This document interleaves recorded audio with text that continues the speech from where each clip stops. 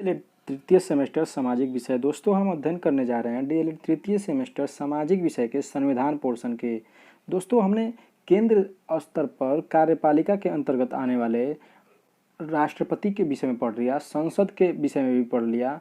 दोस्तों संसद जो होता है, संसद के अंतर्गत जो लोकसभा और राज्यसभा होता है, वो जो है कि नियम बनाने का भी कार्य करते हैं, तो उनको विधायिका के अंतर्गत भी शामिल किया जाता है और उसके बाद जो है कि उनको कार्यपालिका के अंतर्गत भी शामिल किया जाता है। क्योंकि नियम बनाना और उसको करना, उस नियम को जो है कि पूरा करना जो है कि इन्हीं लोगों का कार्य होता है। तो इसीलिए जो है कि संसद को जो है कि लोकसभा और राज्यसभा और राष्ट्रपति को जो है कि कार्यपालिका के अंतर्गत शामिल किया जाता है और केंद्र स्तर पर प्रधानमंत्री को भी शामिल किया जाता है और उपराष्ट्रपति को भी शामिल किया जाता है। तो आइए इसी क्रम में हम कार्यपालिका के अंतर्गत केंद्र स्तर पर आने वाले प्रधानमंत्री के विषय में आज चर्चा करेंगे। दोस्तों हम सभी जानते हैं कि प्रधानमंत्री जो पद है इनके बारे में जो है कि अनुच्छेद 74 के अनुसार जो है कि संविधान में प्रावधान किया गया है। संविधान में ये बताया गया है कि अनुच्छेद 74 के अनुसार राष्ट्रपति को उनके कार्यों को संपादन करने के लिए तथा उनको सलाह देने के लिए एक मंत्री परिषद होगी और जिसका प्रधान कौन होगा? प्रधानमंत्री होगा। ये अनुच्छेद 74 के तहत बताया गया है।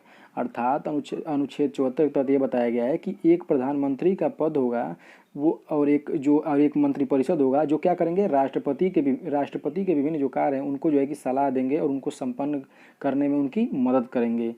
इसी के तहत जो है कि और कार्यपालिका के इनको जो है कि वास्तविक प्रमुख माना जाता है। देखिए और यहाँ पे महत्वपूर्ण प्रश्न ये है कि कार्यपालिका का जो है कि प्रमुख, संवैधानिक प्रमुख कौन है? राष्ट्रपति है। प्रथम वरीयता किसको दिया जाता है? राष्ट्रपति को दिया जाता है जो है कि।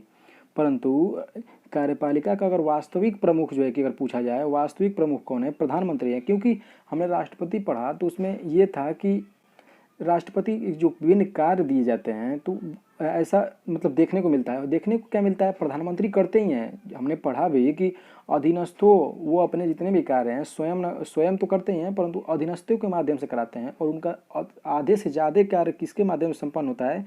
तो प्रधानमंत्री और मंत्री परिषद के लिए।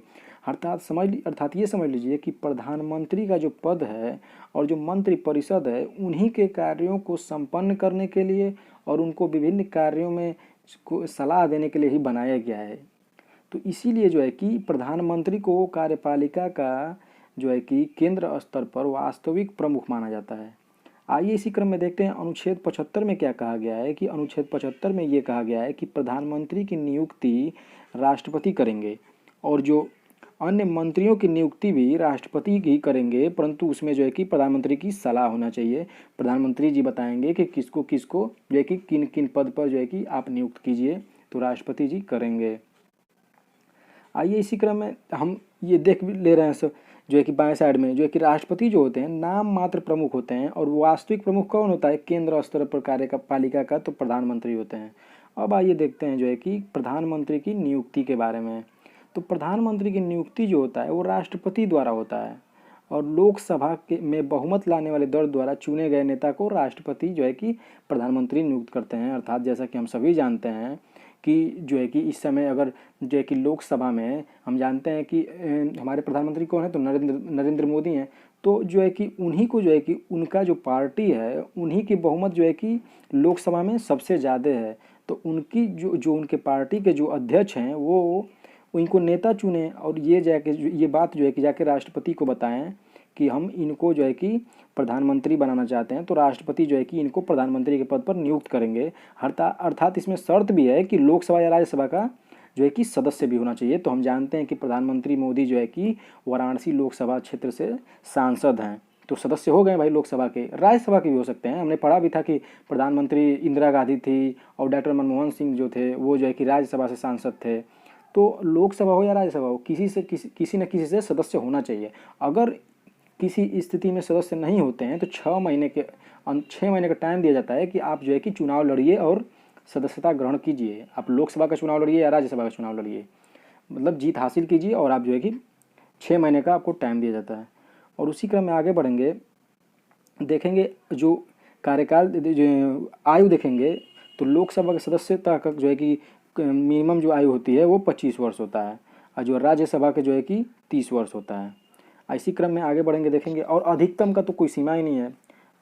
इसी क्रम में आगे देखेंगे भारत में कोई व्यक्ति कितनी बार भी प्रधानमंत्री बन सकता है, हम सभी जानते हैं। जैसा कि विदेशों में देखने को मिलता है कि केवल जो है कि विदेशों में भी बन सकते हैं। राष्ट्रपति में ये प्रावधान था कि राष्ट्रपति भारत में जो है कि कितना बार बन सकते हैं, जो है कि विदेशों में जो है कि केवल 2 बार बनना होता है।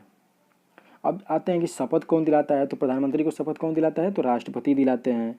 और जो है कार्यकाल देखेंगे तो कार्यकाल जो होता है वो 5 वर्ष होता है, परंतु राष्ट्रपति प्रसाद प्रयत्न ये यहाँ पे बहुत ही महत्वपूर्ण बिंदु है। कार्यकाल 5 वर्ष कोई लिखित नहीं है, कोई मानक नहीं है, ये कोई पत्थर पे खींचा लकीर नहीं है कि 5 वर्ष होगा। इसको समझ लीजिएगा, राष्ट्रपति प्रसाद प्रयत्न अर्थात बीच में अगर कोई दिक्कत आती है, बीच में मान लीजिए कि सदस्य उनके जो हैं वो अगर उनके द्वारा अगर इनका विरोध किया जाता है, तो राष्ट्रपति चाहेंगे तो जो है कि इनको पद से हटा सकते हैं बहुमत सिद्ध न करने पर। अगर बीच में ये बहुमत न सिद्ध कर पाएँ तो राष्ट्रपति चाहेंगे तो 5 वर्ष के पहले इनको प्रधानमंत्री पद से हटा देंगे। ये कोई ज़रूरी नहीं है कि एक बार प्रधानमंत्री बन गए तो 5 साल तक बने रहेंगे। इसीलिए कहा गया राष्ट्रपति प्रसाद प्रयत्न। राष्ट्रपति अगर बीच में कोई दिक्कत होता है तो जो है कि राष्ट्रपति हटा सकते हैं, यही कहा जा रहा है। इसी क्रम में आइए देखते हैं कि जो है कि त्याग पत्र, प्रधानमंत्री अपना त्याग पत्र किसको देंगे, तो राष्ट्रपति को देंगे। इनका वेतन देखेंगे तो प्रधानमंत्री के वेतन जो है कि संसद का जो सदस्य होता है उसी के वेतन के समान होता है। हालांकि ये अपना वेतन खुद जो है कि अपना वेतन ये लोग खुद तय करते हैं कि कितना हमको चाहिए, क्योंकि लोकसभा और उसी जो है कि उसी सदन में जो है कि पास करना होता है कि कितना वेतन दिया जाए। अपने ही में पास करना है तो भाई अपना वेतन ये लोग खुद तय करते हैं कि वो कितना चाहिए कितना नहीं चाहिए। आइए इसी क्रम में जो है कि कुछ और महत्वपूर्ण बिंदु देखेंगे, जो है कि पद ग्रहण करने से पूर्व अर्थात प्रधानमंत्री जब पद ग्रहण करते हैं तो प्रत्येक मंत्री को जो है कि राष्ट्रपति के सामने जो है कि गोपनीयता से शपथ लेना पड़ता है। और सभी मंत्री होते हैं जो, और सभी मंत्री जिसमें राज्य मंत्री और उप मंत्री, और उनको क्या किया जाता है, निःशुल्क निवास स्थान और अन्य भी बहुत सारी सुविधाएं दिया जाता है। समझ लीजिए सब कुछ फ्री, रहने का गाड़ी वगैरह सब कुछ फ्री दिया जाता है। और इसी क्रम में आइए देखते हैं प्रधानमंत्री की शक्तियों के बारे में देखते हैं। तो जो कि मंत्री परिषद होता है, जो मंत्री परिषद जिसके प्रधान होते हैं प्रधानमंत्री, तो ये क्या क्या करते हैं कि मंत्री परिषद का जो बैठक होते हैं उनको बुलाने का कार्य करते हैं। उस मंत्री परिषद की बैठक की अध्यक्षता कौन करते हैं, तो प्रधानमंत्री करते हैं। मंत्रालय में जो है कि सलाह देने का कार्य कौन करते हैं, तो प्रधानमंत्री करते हैं। मंत्रियों के माध्यम से जो विकास कार्य किया जाता है, जो देश में विकास कार्य जो कराया जाता है, ये सभी जो है कि इन्हीं के द्वारा किया जाता है। अब ये अलग बात है कि आपके यहाँ का जो सांसद है वो कार्य न कर रहा हो, ये बात अलग है, परंतु वहाँ से जो है कि विकास कार्य जो है कि इन्हीं प्रधानमंत्री के द्वारा सांसदों को जो है कि सौंपा जाता है उस क्षेत्र का विकास करने के लिए। इसी क्रम में आगे बढ़ेंगे देखेंगे राष्ट्रपति के संबंध में। तो राष्ट्रपति को सलाह देते हैं, जैसा कि हमने पहले ही पढ़ा कि इनकी नियुक्ति राष्ट्रपति के जो है कि विभिन्न कार्यों को संपन्न करने के लिए और उनको सलाह देने के लिए हुआ है। और नियुक्ति संबंधी भी जो है कि ये सलाह दे सकते हैं।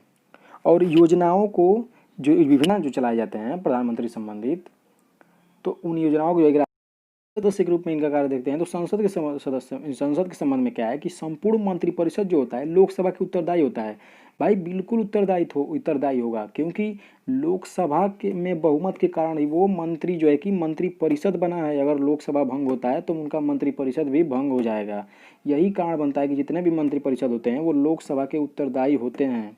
दोस्तों एक चीज़ ये भी कहा जाता है कि अगर मान लीजिए कि लोकसभा में किसी एक मंत्री के विरुद्ध भी अविश्वास प्रस्ताव पारित हो गया, तो जो है कि उस मंत्रिपरिषद में प्रत्येक जितने भी सदस्य हैं मंत्री जो है कि सबको क्या करना पड़ेगा, त्याग पत्र देना पड़ जाएगा सभी लोगों को। और दूसरा जो पॉइंट है दोस्तों कि लोकसभा को जो है कि विघटन संबंधी परामर्श जो है कि राष्ट्रपति लोकसभा को जो है कि विघटन भी कर सकते हैं राष्ट्रपति प्रधानमंत्री के परामर्श से। आइए इसी क्रम में अन्य कार्य देखेंगे। नीति आयोग, जिसको पहले योजना आयोग के नाम से जाना जाता है, इसके भी अध्यक्ष जो है कि प्रधानमंत्री ही होते हैं। इसी क्रम में अगला है जो है कि अंतर्राज्यीय परिषद की अध्यक्षता, इसकी अध्यक्षता भी कौन करते हैं, प्रधानमंत्री करते हैं। दोस्तों इस चैप्टर में जो है कुछ और महत्वपूर्ण बिंदु जो है कि देख लेते हैं। जैसे कि प्रथम प्रधानमंत्री कौन थे, तो पंडित जवाहरलाल नेहरू थे। प्रथम जो है कि महिला प्रधानमंत्री कौन थे, तो इंदिरा गांधी थी। सबसे ज़्यादा प्रधानमंत्री कौन रहे हैं, तो यही रहे हैं, ये पंडित जवाहरलाल नेहरू ही रहे हैं, 16 साल रहे हैं लगभग। दोस्तों आशा करता हूँ कि वीडियो आपको पसंद आया होगा। धन्यवाद।